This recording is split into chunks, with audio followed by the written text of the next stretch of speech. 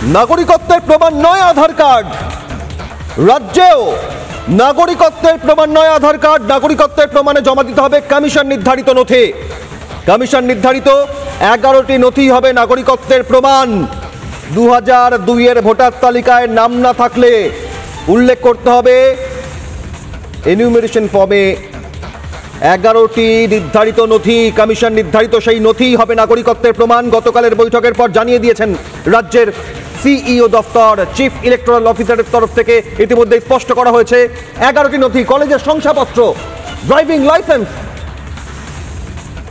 থেকে শুরু করে 11টি নথি যা নাগরিকত্বের প্রমাণের ক্ষেত্রে বন আধিকারিকের শংসাপত্র অর্থাৎ ফরেস্ট ডিপার্টমেন্ট, সরকারি পেনশনের নথি, যে 11টি নথি নাগরিকত্বের প্রমাণ হিসেবে কাজে লাগবে। ব্যাংক বা পোস্ট অফিসের দেওয়া নথি, ব্যাংকে বা পোস্ট অফিসে দেওয়া নথি, সরকারের দেওয়া কোনো পরিচয়পত্র, এই 11টি নথির মধ্যে voter card, Aadhaar card, PAN card, driving licence সব মিলিয়ে নাগরিকত্বের ক্ষেত্রে 11টি নথি নির্বাচন কমিশন নির্ধারিত, তাই হবে গ্রহণযোগ্য।